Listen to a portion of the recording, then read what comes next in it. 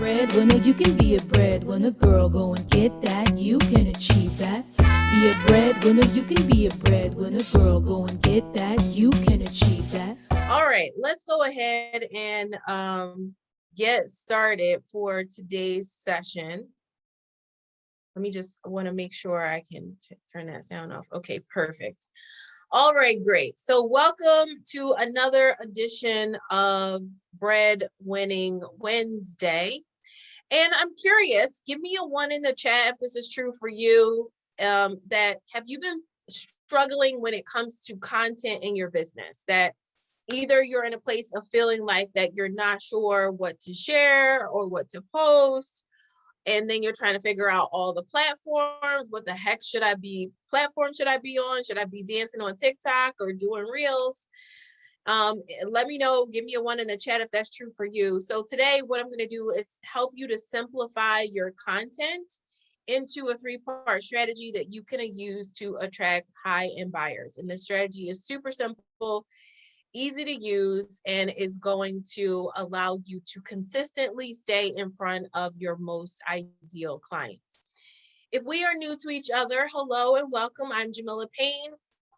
This is Breadwinning Wednesday, where we help service-based entrepreneurs set up simple systems to sell and deliver a high-end signature service so that you can grow your revenue, serve more clients, and most importantly, work less, right? That's what we are looking for as breadwinning women. We want to be earning all the cash, right? With also having the freedom, the fulfillment, and the free time that we want for ourselves.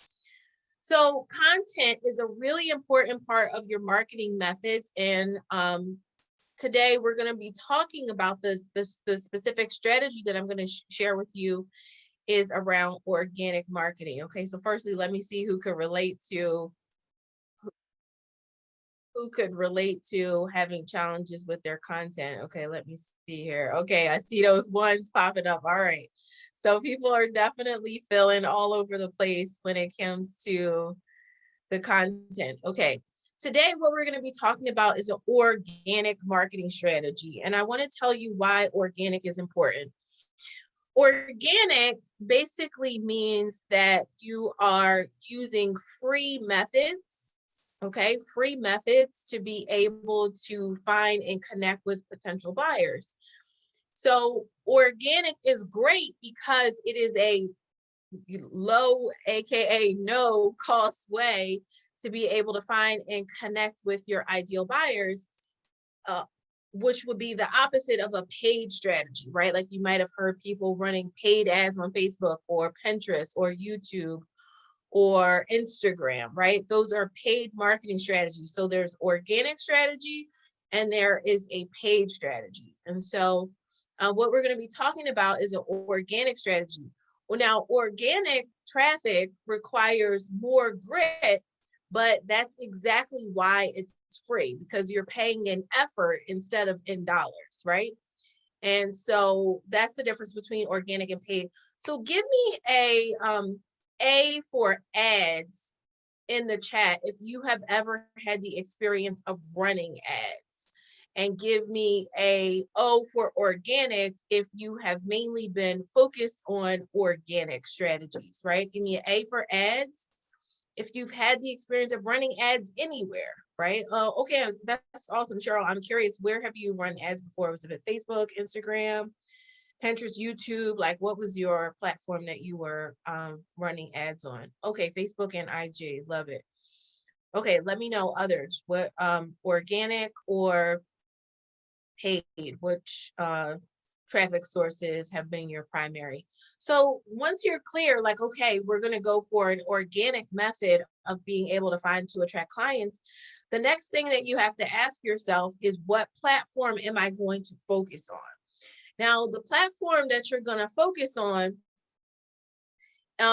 you want to pick one platform as your home base, okay? So what I mean by that is you want to have one place that you're actually focused on, you're growing. It's the platform where you're really trying to hone in on how to best use the platform.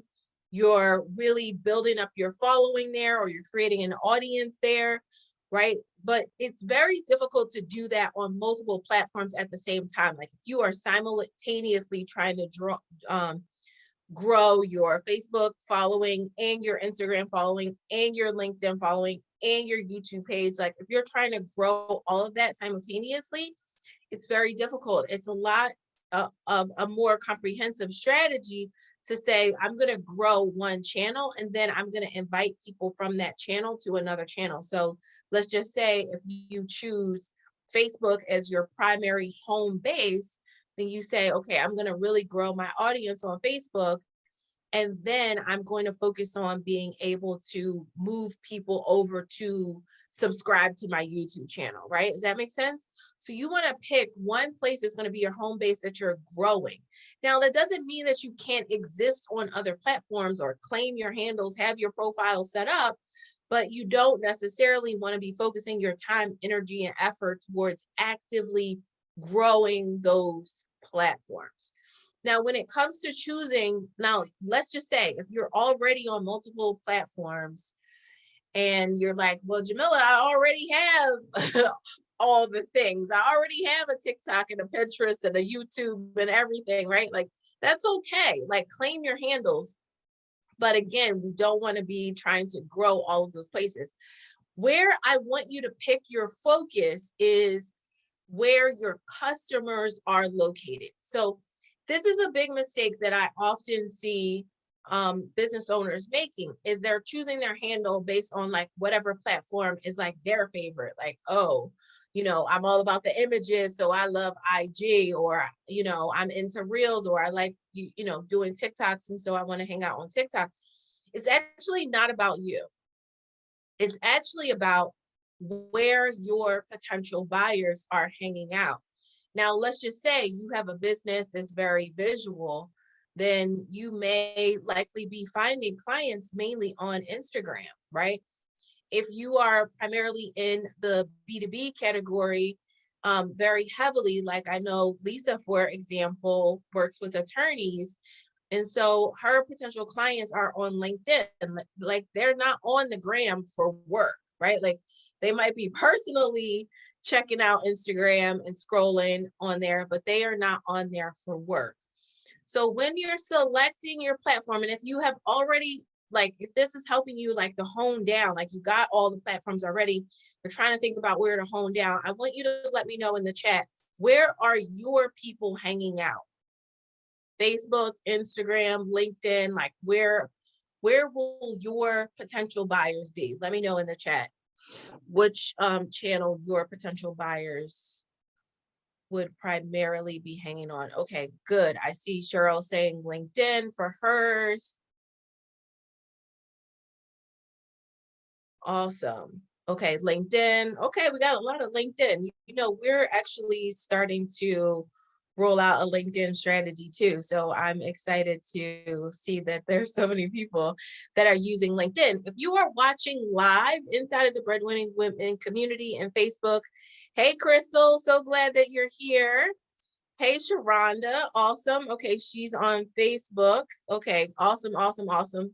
Feel free to let me know in the chat over there. I'm checking you out as well to see where your people are hanging out. Okay, so once you decide on your platform and you know exactly where that's going to be, now we can get into the meat of things, right? So what are you going to do? So let's talk about step one. Step one in the strategy is that you have to come up with what your conversation is going to be on those platforms. Now, where I like, let me know, give me a 2 in the chat for if you've ever feel stumped around what to talk about. Like, what am I going to talk about on social? Like, what content am I going to put out there? Okay. What you want to do is be able to pull from conversations that you're already having with potential clients. Now, those conversations could come from a variety of different places. They might come from sales conversations that you're having. So if you do sales calls with potential clients and you are doing those sales calls on Zoom, I would highly recommend that you record those calls on Zoom so that you can go back and listen to them later, because there's a lot of juiciness within those calls of things that you could talk about. Your potential clients will express what challenges they're facing, what's top of mind for them, what their specific goals are, what direction they want to go in their life or in their business, depending on what you do. So you're going to be able to capture a lot of those information inside of sales calls. If you're currently having conversations with people in direct message, then you're going to be able to go back. Like, I want you to go back to those DM conversations that you were having and then be able to figure out, like, go through those DMs and pull out things that you can actually put into a social post or put into a live stream that you do, or something that someone asks a question about in your community. Like if you have a community on LinkedIn or if you have a community on Facebook, what are the questions that are coming up inside of your community? Those are perfect things that you can create content around.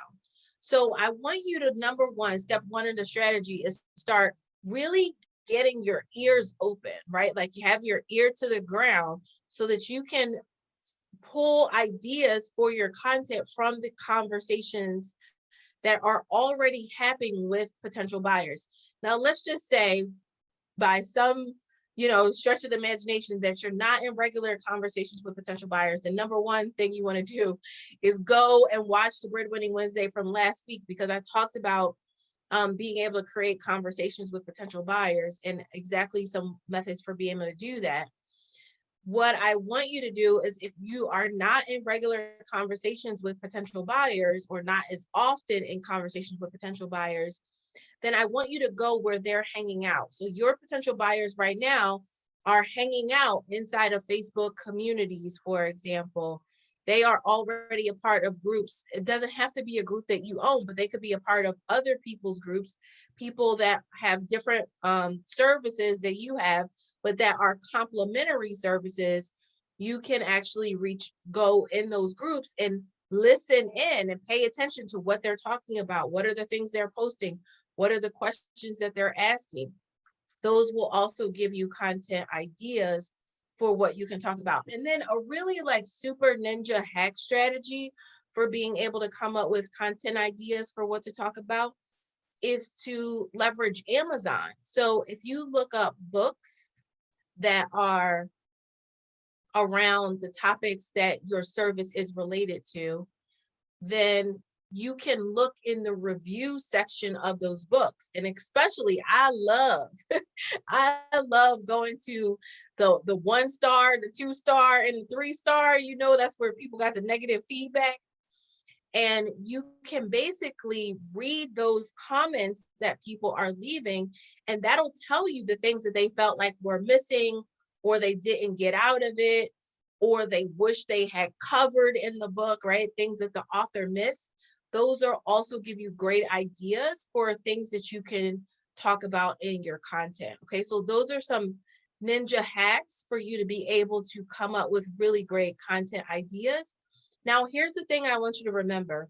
If the content what you're going to talk about needs to be things that are on the minds of your clients. So it shouldn't just be coming solo out of your brain unless you are really dialed in to what your people are talking about.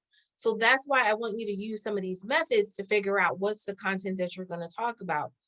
It's also very important that whatever the content is that you're going to speak on is not all about you. It really needs to be about them. You want to make whatever the topics are about what's going on with them and not about you. I see a big mistake that people make is they make their content like all about them. And it's okay to tell personal stories and weave in personal stories and weave in personal examples. I'm not talking about that.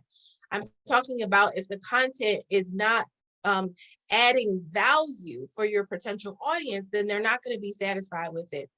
I want you to think about it like as if you were publishing a magazine article. Let me know in the chat, what's your favorite magazine? Even if you don't like read magazines that often, because I know like for me, I used to be a magazine junkie. Like I used to subscribe to a lot of magazines. It was like a thing for me where like on Fridays or Saturdays, I would pull out my magazines and start reading my magazines. Oh my gosh, I can't believe how much I used to do that. Like, definitely like growing up, I was like a super magazine fan.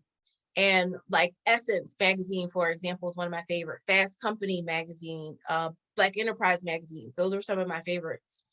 So I'm mentioning magazines because I want you to think about whatever it is that you're going to talk about as being like a really juicy article or a really juicy piece of information that you would find like in a magazine, meaning it is so valuable that people would have paid for it.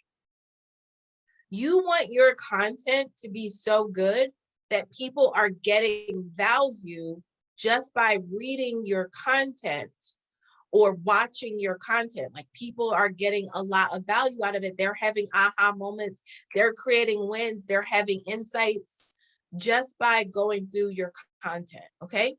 So that's step one. So you gotta do a little bit of detective work to be able to find the things that are most important for you to talk about. I don't want you to try to figure them out. That's why it's hard, because if you've been trying to figure it out and pull it out of your brain and you're like, it's not in my brain, like, I don't know what to do with this content stuff. You got to get into the mind of your ideal clients. And the best way to do that is by talking with them and having conversations with them. That's the way that is going to get you to the gold of what to talk about with your ideal clients. Okay, so let's talk about step two. Step two in the strategy. Once you know what the conversations are that you're going to create, so give me a C for clear. If you're clear on how you're going to go about being able to pull your content ideas, right? That you're no longer going to be struggling with the content ideas. You know exactly how to pull your content ideas. Give me a C for clear if that part of what the strategy is clear for you. Okay, I'm just checking the chat.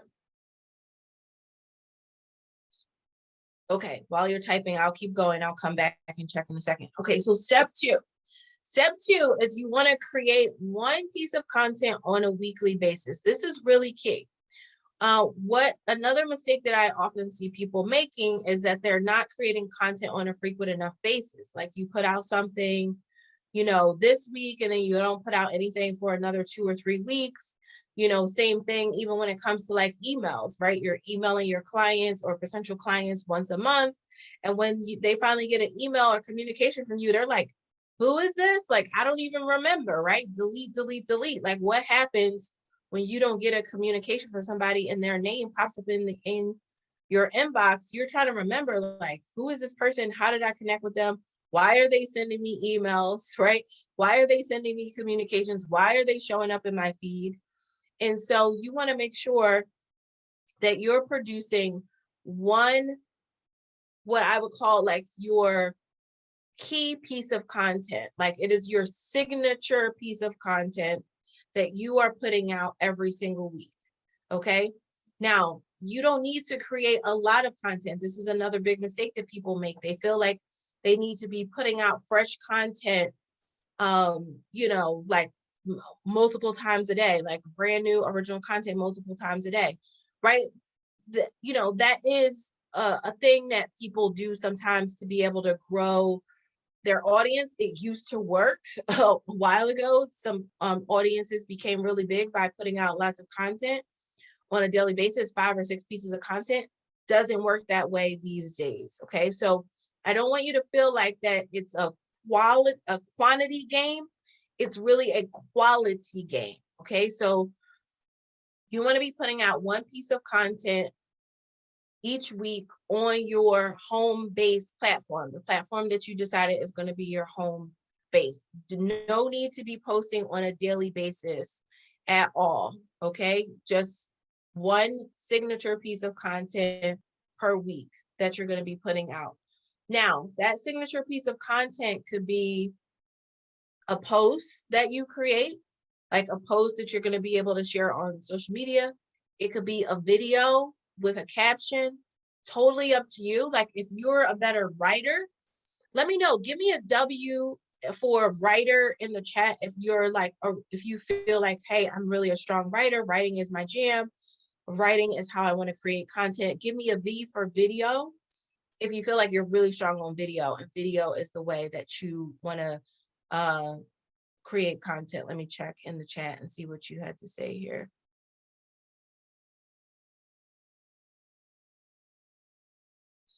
Hey, Sierra. Okay.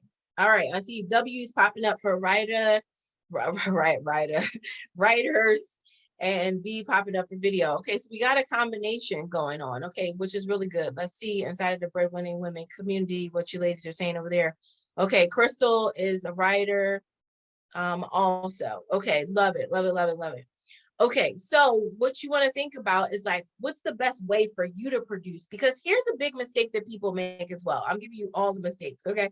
So a big mistake that people are making is they're not tailoring their marketing to how they would market best. Like your marketing needs to fit your personality.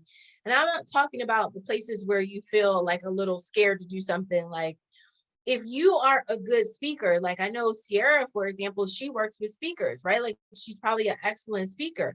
So for her, it would be natural for her to be on video or do a live stream or something like that because she has a speaking skill. She understands how to speak, right? It doesn't mean that writing doesn't come natural for her, but it would be easy for her to be on video because she is skilled in that area of being a public speaker. Now, other people are not necessarily as skilled naturally in public speaking. They just may be better at communicating their thoughts in the written word. So whatever works for you, you have to figure out which way is better. If you get caught up a lot in your words, then you definitely don't want to be trying to, make writing to be your core. I would start with video and then be able to just transpose some of what you talked about in your video into a post that can go with your video. Now, your brain is going to want to complicate this process and say that you've got to be creating a bunch of different content or you need to have multiple home bases, but you don't. I really want you to, so let's just, I want to make sure you got this. So give me a 1 in the chat, okay? If you're 100% clear that you're going to do one pillar piece of content every week, one signature piece of content that is going to be your main content source. Now, when you're teaching your content, you want to make sure that whatever the content is that you're teaching, that you're focused on a mindset shift. This is another big mistake that people make. They're trying to teach a lot of how-tos, right? Like, let's just say using Sierra as an example, right? If she is working with people that are speakers and she's teaching them how to speak, like she's helping them to advance their speaking skills. If that's what they're hiring her to do, sometimes our natural tendency is like, oh, in my content, I need to teach them all of these speaking strategies. And that's not necessarily the case, right? What you want to do in your content is you want to think about like, what are the mindset shifts that I need to help somebody to get in the content that I'm sharing? Because if you think about it from a sales perspective, right? Sales has to do with the person being on board with the path that you're going to take them down, right? So they need to believe, for example, that Sierra's methodology for public speaking is a methodology that they believe in. I'll use myself as an example. For us, we work with women service providers and we teach them how to sell high-end offers, and we teach them how to systemize their high-end offers so they can grow their revenue, so they can work with more clients, and so that they can, have less working hours in the process of doing that. But here's the thing. If you are fundamentally against selling something that is a high ticket offer, if you're like, listen, I can only sell things that are $97, right? Like I don't believe in charging more than $97, then they're never even going to get to the point of thinking that they could work with us because they're not even bought into the idea of being a high ticket service provider. Okay. I want you to get this. Okay. This is so important. Give me a R in the chat for R if this is resonating. What I want you to understand is It doesn't matter. I can say that I want to help high-end service providers until I'm blue in the face. But if somebody is not in alignment with the idea, if they don't even believe that that path is a path that they could go down, then they would never, ever make a decision to work with me. So I want you to think about, what is that for your business? What is it for your business that a person needs to believe in terms of the path, the journey, the method you're taking them on? What is the mindset shift that they need to have? If a person never thinks that public speaking is helpful, then they're never going to work with Sierra, because they're like, I don't even need that. I'm not a good talker, right? Like, if they never even believe that, then they're never going to work with her. Let's use professional organizing as an example. I know Phyllis is a professional organizer. Let's just say if in one of her content pieces, Phyllis wanted to teach about how to get rid of paper piles that come from like mail and other pieces of paper that come in your house that you didn't even ask to come in your house in the first place, right? Let's say Phyllis wanted to teach about that, and she wanted to give like a step-by-step guide for how to get rid of paper piles. Well, if people are not even understanding why they have paper piles, why does the paper keep accumulating? What are some different methods? Like, what are the array of options for being able to get rid of paper piles? They got to be sold on that. Okay, give me an R in the chat for R if that resonates, if that is clicking for you. Like, you cannot take a person down a path that they don't agree with. They will not go. So you never have to worry about giving too much away in your content, because you're just trying to get a person educated on how you can help them. You're just trying to give them an understanding about what you do and how it works. You're not trying to take them on the steps. First, you're going to do this, you're going to turn left, you're going to turn right, you're going to do this. You're not doing all of that, because if they don't even agree with the path, right? If they don't agree with the path that you're taking them on, they're never actually going to do the work. Okay, cool. I'm seeing those R's pop up. All right, good. Let me check inside of here as well. Okay, cool. Okay, Sharonda says, so if your home base is Facebook, should you have a Facebook business page, or should you have a professional Facebook group? I noticed that I can't invite people on my Facebook business page unless they are friends. How do I attract people that are not friends? I have social media content that is uploaded to my Facebook page weekly. Okay, this is a great question, Sharonda. So here's the thing. What I teach our clients is actually that they have one place that they're doing lead gen. So let's just say, for example, if you were doing lead gen on your Facebook page, and they have another place that they're building community and like building a community of leads. So like inside of our client experience, which is called Breadwinners Mastermind, right? We teach our breadwinners that you're going to have one place where you're building up a community of potential buyers, and you have another place where you are attracting in brand new leads. So you can attract in those brand new leads, you can invite them to be a part of your community. So the only time you're going to have something outside of your home base is if it is a community. Okay, so some of our clients have communities on LinkedIn, and then they're doing all of their outreach on a Facebook page. Now, here's the deal. I would recommend choosing one, right? So you could either have a Facebook business page, or you could have a Facebook personal page.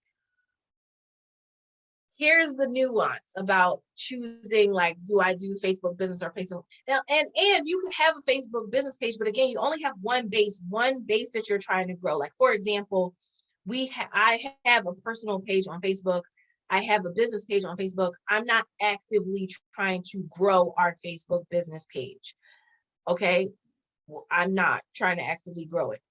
Here's the nuance of Facebook specifically. Facebook has become very much like a pay to play marketplace. And so what that means is you're not necessarily going to get, you can't do all the things on your business page that you can do on your personal page. So like you're saying, for example, that you can't invite people, right, to your business page. You can only ask them to like your page, but you can't even like friend people, but they can follow you. It's really funky, right? As you figured out, Sharonda. But the thing that you also have to consider is that no matter it, even if you focus on a Facebook business page, people tend to want to connect with you personally. So as an example, like even though we have a Facebook business page, I can tell you that I don't care like where I speak or where I talk, or I can tell people till I'm blue in the face, go to Daily Success Routine on Facebook, they are still always going to try to connect with me personally, because people want relationships with individuals more than they want relationships with your business, unless you're just a fan of your business. Like, you know how there's some companies that you're like, I'm just a fan of, like you might just be a fan of Spanx, or you might just be a fan of, you know, Good American, or you might just be a fan of Carol's Daughter, right? And so in which case you're fanning the page of that business. But in most cases, people want to be connected to the founder or the owner. So where you're going to get the most kind of I wanted to say bang for your buck, but you're not necessarily paying, right? We're talking organic strategies. Where you're going to get the most effectiveness is actually connecting with people. If you're using Facebook specifically, I'm talking about, if you're using Facebook specifically, then you're going to get more value out of using your personal page to be able to connect with people. So I would have a profile that you are using that is a personal profile for Facebook that is specifically used for business. You're going to get a lot more leverage out of that than you will your business page. Okay, and then so that was the first part of your question, and then your second part is, how do you attract people? You really, the only way you can attract people to your Facebook business page is literally if you are inviting them to like or follow your page. That's it. They can't connect with you any other way. Okay, great question. Great question. All right, so we're on step 2, right? So we talked about making sure that you're creating this one piece of pillar content every single week, or signature content, I like to call it, every single week. And we talked about making sure that in that signature piece of content, you are speaking to the mindset shifts and the path that you're going to take people on, and you're educating them around the path so that they can make a decision of like, oh, I like what she's saying. I like what she's showing me about this path. This is a path that I want to go down, right? So you want to make sure that if you're teaching your content in a way that's focused on the mindset shifts and on the path that people are going to go down, you're never going to be giving away too much. I'm sure you might have heard that saying, give me a T for true in the chat if you heard people say online before, like, you gotta, what is that saying? Teach them the what and not the how. You got to teach them the what and not the how. I like, really, that saying bothers me. For so long, I was like, what the heck does that mean? Teach them the what and not the how.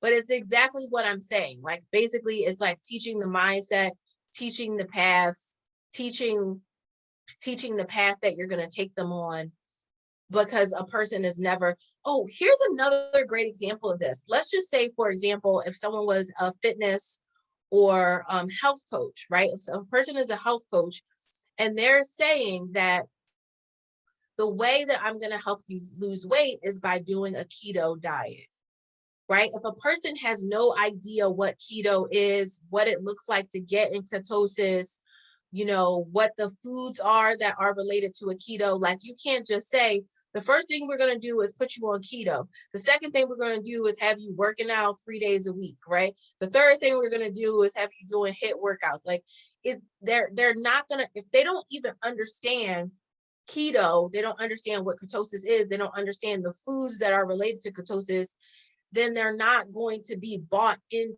the idea for keto to be a path for them to get healthy, to get on their health journey. Okay, so hopefully that makes sense. So that's going to be like what you are actually teaching your content around, the path that you're going to take them on, so that a person is like, oh, I see now why ketosis could be helpful for me. Okay, now it's like, now I specifically want to work with a health coach who focuses on ketosis and who can help me to use a keto diet to get healthy. Oh, I can see this person actually teaches around keto, so this is an ideal health coach for me, versus somebody else who might be teaching by saying that you're going to do CrossFit, you're going to do a paleo diet, right? I'm going to teach you how to use paleo. So you want your audience to be educated, like, on if they're aligned to the path of keto or if they're aligned to the path of paleo. Like, these are different paths that you could take a person on. You want them to agree or be on board with the path that you're going to take them on. And that's what your content needs to focus on. Okay, step 3 is most important, which is you're going to distribute your content on your home base. Okay, so you already decided on your platform. You already know where your home base is. You already know what you should be talking about on your home base. Now you want to distribute your content to your home base. Now, this is called syndication. I talked about this a little bit last week, I think, or maybe the week prior, where the 80-20 marketing rule, right? So the 80-20 marketing rule is basically saying that you want to spend 20% of your marketing time on creating content and 80% of your marketing time on distributing the content. So think about someone who's making a movie. Like, I was checking out, I mentioned this last week, I was checking out the previews for, what's it called? Wakanda Forever, right? So it's Black Panther. Is it called Black Panther? Was it? Yeah, Black Panther Part 2, right? So the movie's about to come out, Wakanda Forever, in the fall. That thing doesn't come out until, I think, like October, November or something like that. But they're distributing the content. They're putting out the trailer. They're putting the trailer in all the places, right? So you're seeing the trailer pop up on YouTube. You're seeing the trailer pop up on Instagram. You're seeing the trailer pop up on Facebook. Like, they're distributing the content in all of the places, instead of just thinking like, how can I create 50 pieces of content about Wakanda Forever? They are creating that signature piece of content, which is their trailer. And then they're making sure that they distribute that signature piece of content in all of the right places. It's going to put it in front of their ideal buyers. So I want you to think about that for your business. How do you take that signature piece of content that you create every single week and you distribute it in all of the places? So let's just say, for example, you have your home base, but let's just say you have all these other platforms that you already have a handle on. Like, you already have a YouTube channel, even though you're not actively working to grow it as your home base. You already have an Instagram, you already have a Facebook business page, you already have a Facebook personal page. Like, you already have all the things. Even though only one of them is going to be your home base, you're still going to, you can still distribute it or syndicate your signature piece of content to all of those other places, which essentially creates an omnipresence. Like, you look like you're in all these different places, but it's just the same piece of content. Now, you might be saying to yourself, but Jamila, everybody's going to see it. That's the point, right? We want everybody to see it. It doesn't matter that it's the same piece of content. Like, that's okay. It could be okay that if a person sees it on Facebook and then they see it again on Instagram. The other thing is, everybody's not on all the channels, or they're not on all the channels all the time. I know that there's been points for me where I am really checking out things on Facebook. There's been points for me where I'm really checking out on Instagram.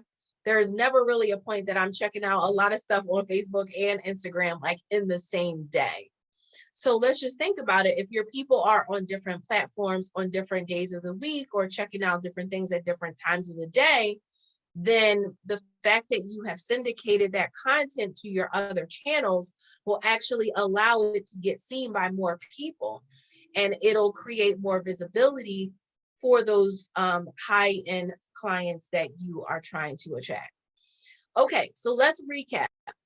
So step one is you want to do the detective work to be able to come up with the right conversations that are going to be the topics that you're talking about, that key content that's going to focus on the conversations that are already going on in the mind of your audience, the thing that is important to them, the things that they care about, the things that are on their minds in terms of their life or business, depending on what you offer in terms of your services. Step two is you're going to create one piece of pillar content a week. No longer, if you have been complicating your content by trying to put out something fresh, every day, every other day, 5 days a week, 7 days a week, like having fresh content, that is no longer necessary. You can take that one piece of content and repurpose it. So let's just say if you're a video person like Sierra is, and she's putting her content out via video, she can take that same video and have it transcribed. And then all of a sudden she can very quickly put together a post. So now she can have a post that can go up on Facebook with an image, or she can have a post that can go on IG. It's the same exact piece of content. It's not a different piece of content. If she wanted to then syndicate that same piece of content to, Pinterest, she can turn it into a pin.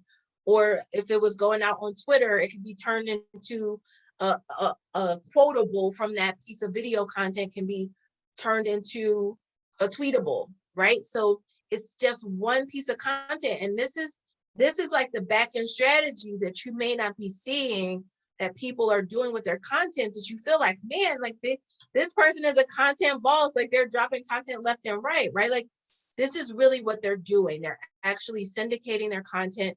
This is exactly what we teach inside of our program, Breadwinners Mastermind, like how to really syndicate your content so that there's less for you to create, but you're getting the right stuff in front of your ideal clients so that you can stay top of mind with them and you are not, oh, thanks, Sierra. She was like, comes out in November. Yes, I can't wait. I might, depending on what the COVID situation is, try to have some kind of watch party or something, or like, I don't know if it's just going to be in theaters or it's going to be streaming or what, but I'm really pumped about it. So I want to hear from you in terms of any questions that you might have. Feel free to drop questions in the chat, or you can unmute and ask your questions. If you would like to get help or support around implementing this kind of strategy in your business, this is exactly what we teach inside of our program, Breadwinners Mastermind.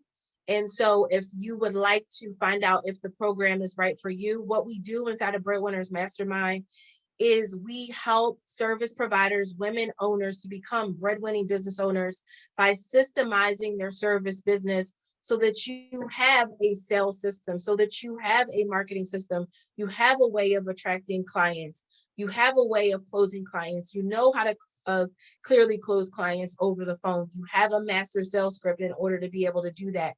You know how to run your client delivery in the back end side of your business so that you're not doing all the things and you don't have to worry about scaling up your business because you can take an unlimited amount of clients. So if you want to find out if the program is right for you, if this would be a good fit for what you're doing, then I would invite you to book a call with me.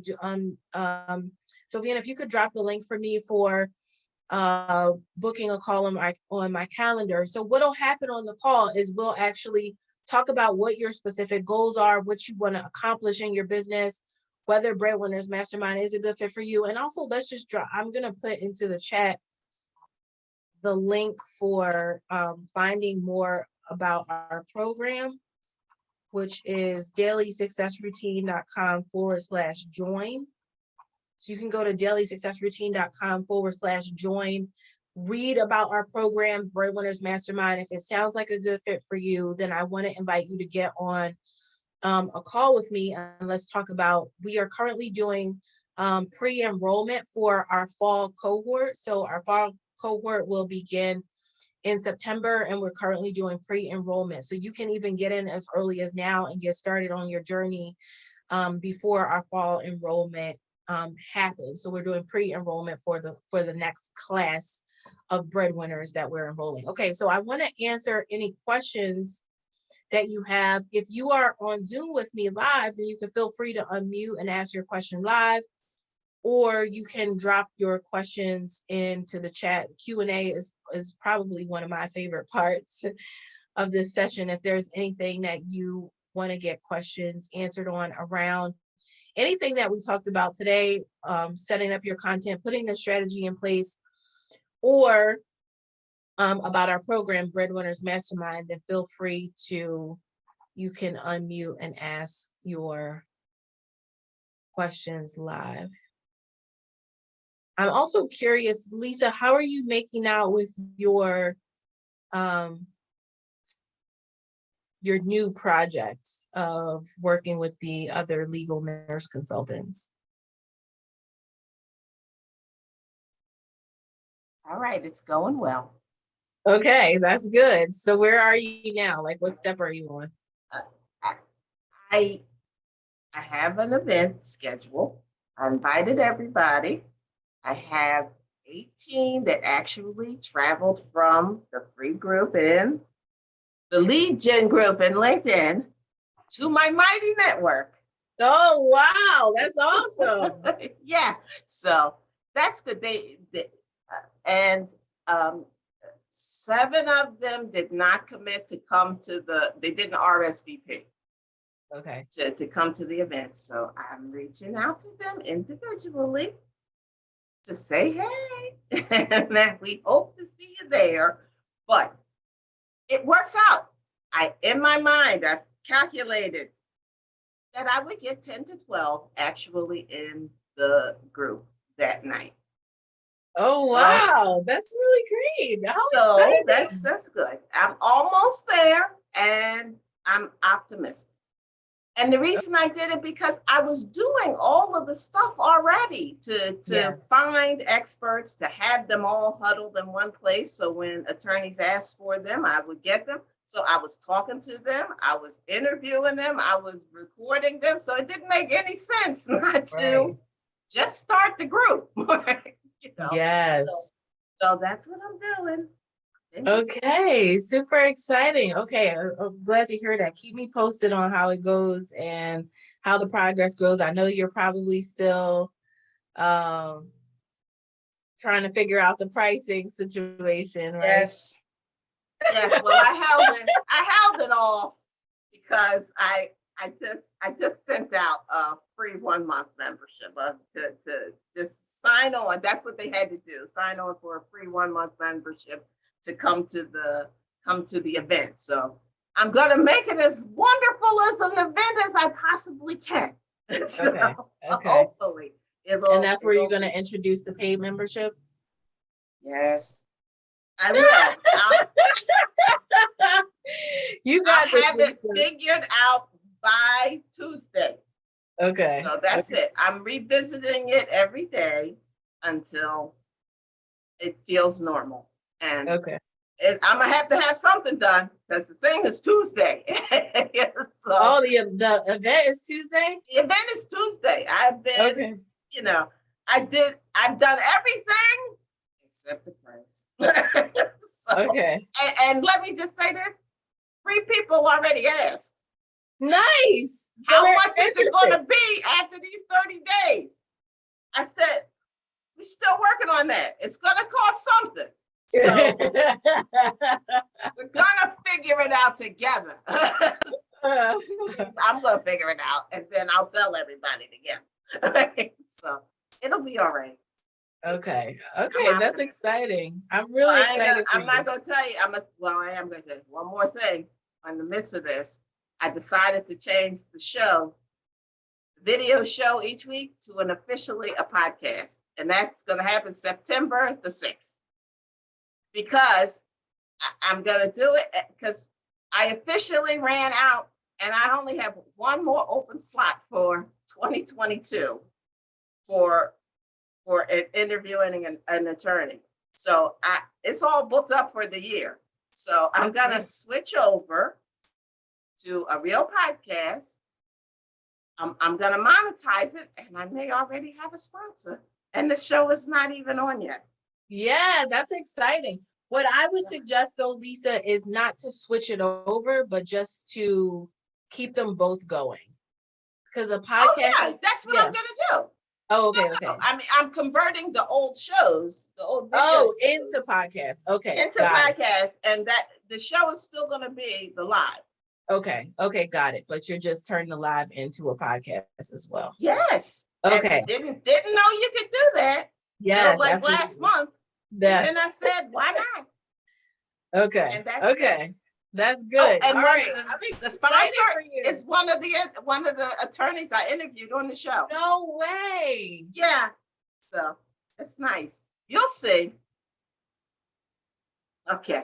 Okay, so good, Lisa. Awesome. That's amazing updates. Okay, ladies, I don't see any other questions in the chat, so I'm going to go ahead and wrap up for today's session. I hope you got a lot of value of it. Here's what I would love to hear from you, actually, before we go. What is your biggest takeaway from today? What is your biggest takeaway from today? Because I do these sessions so that, again, you can get value out of it. And for me, it's really important that you're not just learning, but that you have something that you can take action on. So I would love to hear from you before we go. Just let me know, what is your biggest takeaway? You can type it in the chat, or even if you want to unmute and share what your biggest takeaway is, then I would love to hear that. Like what's the insight or the aha or the, ooh, I got to do that moment that you got out of today's session. I would love to hear in the chat, like, what's the thing that you're like, okay, this is what I need to do or implement or streamline or change in your business. So let me know, and don't be shy. You can feel free to unmute. This is the beauty of being on Zoom, that we can actually talk to each other. I don't have to just talk to you. So if you'd like to unmute, feel free to unmute and share your takeaway live or drop it into the chat.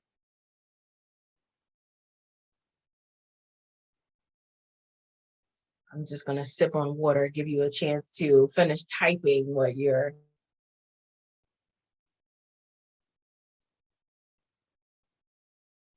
takeaway is.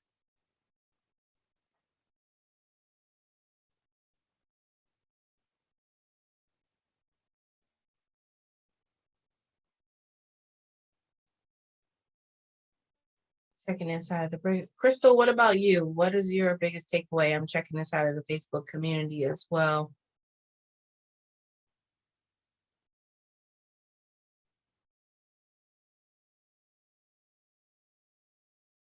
Make sure I'm not missing anything over there. All right. I don't see anything popping up. You guys are some slow typers over here. Lisa, I'm curious, what do you have one that you could share, since you're not afraid to unmute? I'm sorry, I was working over there. What was the question again? Your big takeaway from today. Just that group having, that lead generation in one place. Yes. I'm becoming a pro now. Yes, you are. Mastery. We talked about mastery, getting into mastery. It's nice to have a place to put people. And then you don't just like, it's not just like a passing post and y'all say hi or you join, you connect and that's it. So if you have a place to put them, you can talk to them periodically. Yes, When absolutely. they need you. And it could be 2 years, it could be 6 months, it could be an hour. And then, right. But at least they're all right in the same place. Absolutely. The lead community is everything. All right, amazing. So I hope you have a wonderful rest of your day. Thanks so much for joining Breadwinning Wednesday, and I look forward to seeing you for next week's session. Bye for now.